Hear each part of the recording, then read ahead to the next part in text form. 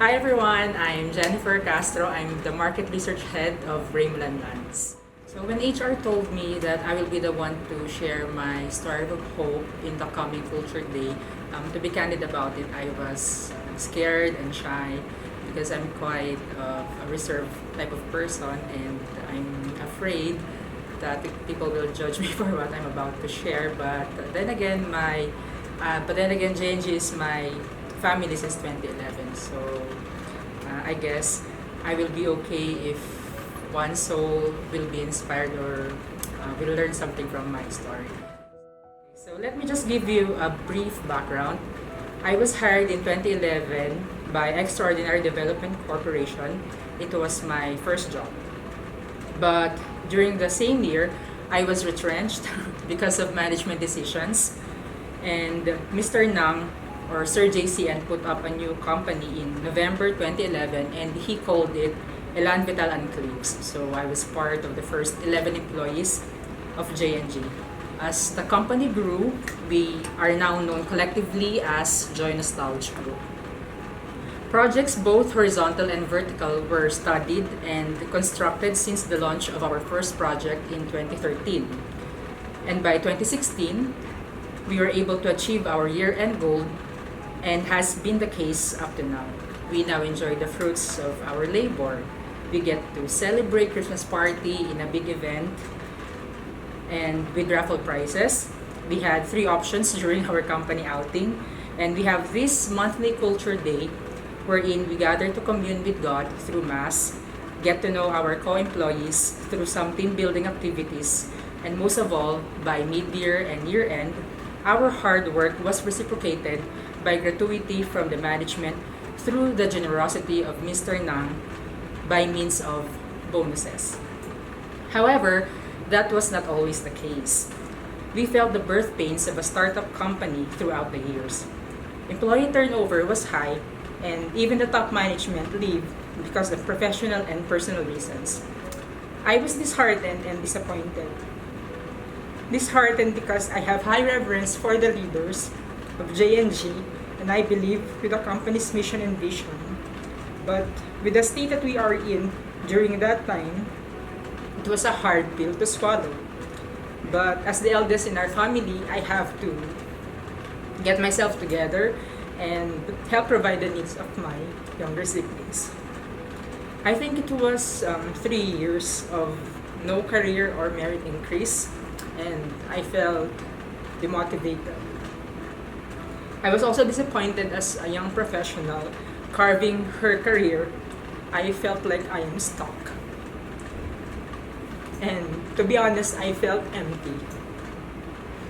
I tried to fill the hollow in my heart by enrolling myself in graduate school while working here.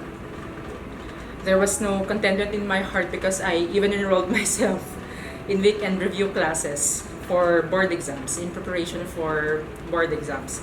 So I passed them all, but the happiness is fleeting. It's just for a moment. On the outside, I may seem normal and jolly, but when I am alone with my thoughts, I hear this voice inside my head that I am up to no good.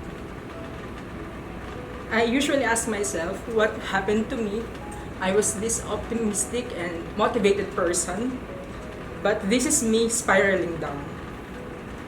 Now, this is the part where I usually omit when I share my story to other people, to my friends.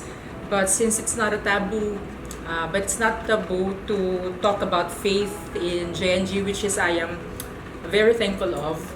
So, this is it. In 2016, a close friend of mine invited me to a prayer gathering.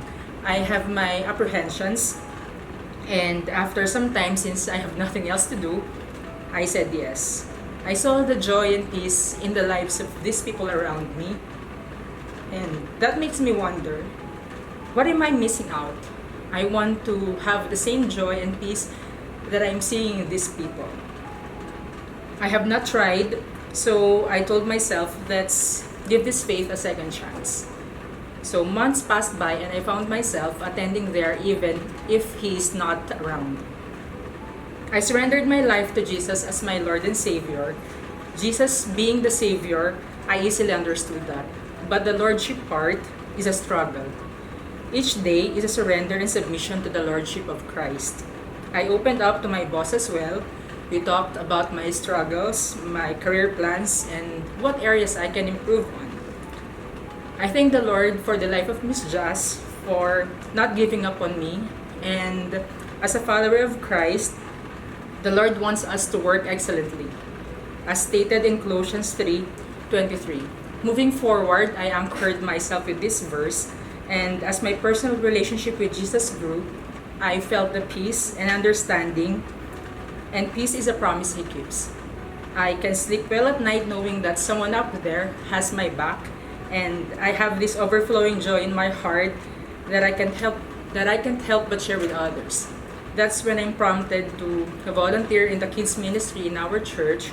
So we go to Tondo, Manila every other month to conduct Bible studies, do some artwork, and play with the kids. We are already in our third year of volunteerism, and these kids help me put things in perspective. So last year, Miss Eileen promoted me as Market Research Unit Head. As I mature both in character and in career, these are the few things I learned along the way. First, there are no menial tasks. Whatever is handed to you, do it excellently. Do not let pride creep in. Second is grit. If you have already earned your seat at the table, work harder. Grit is the raw endurance, perseverance, and passion that will get you going despite hurdles after hurdles and after hurdles. Always deliver with an added value to your work. Intelligence will only win you games, but grit will win you championships. And third is, go home and spend quality time with your family whenever you can. My prayer for all of us is to continually align ourselves with the goals of the company and the Christian values.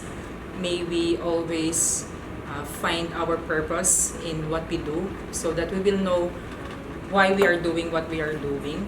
And ang message of hope ko sa lahat ng mga taga-JNG at kung sino man yung may pinagdaanan na parang makaka-relate dun sa akin katulad nung nangyari sa akin, especially mga millennials. Kasi nung awarding, nakita ko na ang dami na palang mga young professionals din sa company. So, darating ang time na tayo din yung mag-step up for the company. So, ang message ko is don't lose hope, and kung pakiramdam mo nahihirapan ka, push lang, go lang. Kahit anong nararamdaman mo, whatever you are feeling, you have to pick yourself up and pumasok ka sa office. I-compartmentalize muna kung ano yung mga pinagdadaanan mo at saka mo gawin yung trabaho mo excellently. Kasi kung nakikita natin na hindi napapansin ng ibang tao, okay lang. Dahil dapat i-anchor natin yung sarili natin, yung fulfillment natin sa ginagawa natin sa sarili natin, at hindi ito dapat nakadepende sa ibang tao. And lastly, God honors a beautiful blend of character and grit. Spark joy wherever. Cheers to a fruitful 2019 JNG. Thank you.